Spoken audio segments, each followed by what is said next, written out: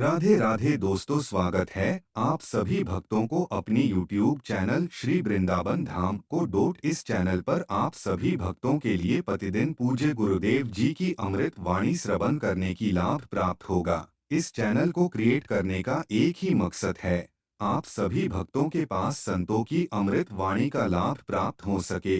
अगर आपने इस चैनल को सब्सक्राइब नहीं किया तो जरूर सब्सक्राइब करें और बेल आइकॉन को दबाना ना भूले। ठाकुर जी से जो कोई भी प्रेम पूर्वक अपना लेता है, ठाकुर जी उसे जरूर निभाते हैं, जैसा कि इस कथा में ठाकुर जी ने देवर का संबंध निभाया है। बांके बिहारी जी के चमत्कार की सच्ची घटना। एक लड़की थी जो कृष्ण जी की अनन्य भक्त थी। बचपन से ही कृष्ण भगवान का भजन करती थी, भक्ति करते करते बड़ी हो गई। भगवान की कृपा से उसका विवाह श्री धाम वृंदावन में किसी अच्छे घर में हो गया।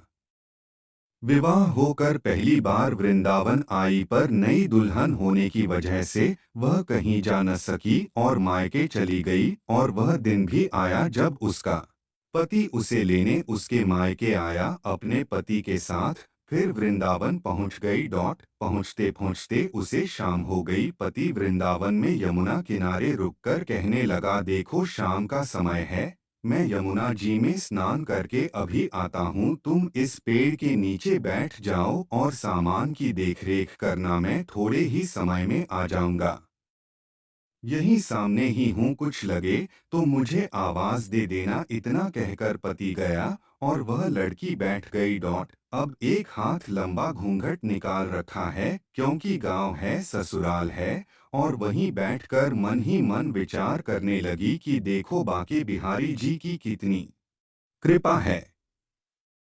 उन्हें मैंने बचपन से भजा और उनकी कृपा से मेरा विवाह भी श्रीधाम वृंदावन में हो गया।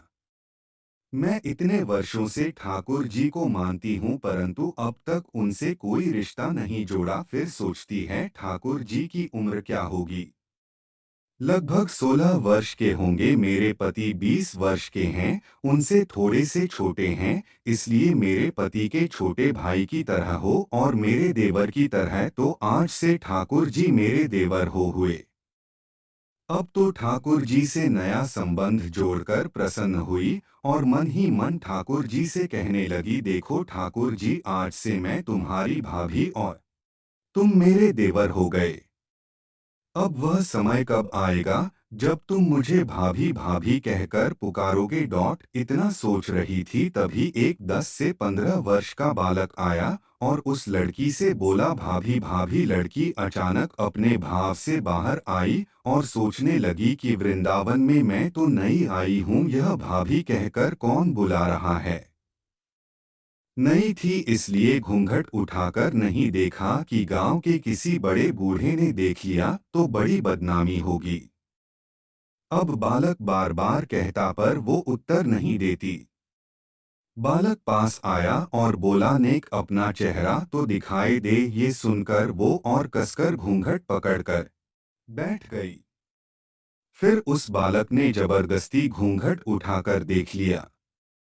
थोड़ी देर में उसका पति आ गया। उसने सारी बात अपने पति से कही। पति ने कहा, तुमने मुझे आवाज क्यों नहीं। वो बोली, वह तो इतने में भाग ही गया था, बस मैंने उसका चेहरा देखा। पति बोला, चिंता मत कर, वृंदावन बहुत बड़ा थोड़े ही है, कभी किसी गली में लड़का मिल गया तो हड्डी पसली एक कर दूंगा। फिर कभी ऐसा नहीं कर सकेगा। तुम्हें कहीं दिखे तो मुझे जरूर बताना। फिर कुछ दिन बाद उसकी सास ने अपने बेटे से कहा, बेटा देख, तेरा विवाह हो गया है, बहू मायके से भी आ गई है, तुम दोनों बांके बिहारी जी के दर्शन के लिए अभी तक नहीं गए हो, कल जाकर बहू को दर्शन करा कर ले आना। अगले दिन दोनों पति पत्नी ठाकुर जी के दर्शन के लिए मंदिर जाते हैं। मंदिर में बहुत भीड़ थी। लड़का कहने लगा, तुम स्त्रियों के साथ आगे जाकर दर्शन करो, मैं अभी आता हूँ। अब वह आगे गई पर घूंघट नहीं उठाती। उसे डर लगता कोई बड़ा बूढ़ा देखेगा तो कहेगा, नई बहू घूंघट के बिना घूम रही है। बहुत देर हो गई। पीछे से पति ने आकर कहा, अरे बावली बिहारी जी सामने है, घूंघट काहे ना खोले, घूंघट नहीं खोलेगी तो दर्शन कैसे करेगी। अब उसने अपना घूंघट उठाया और जो बाके बिहारी जी को देखा तो बाके बिहारी जी की जगह वही बालक मुस्कुराता हुआ दिखा तो एकदम से चिल्लाने लगी, जल्दी आओ पति पीछे से भागा भागा आया, क्या हुआ।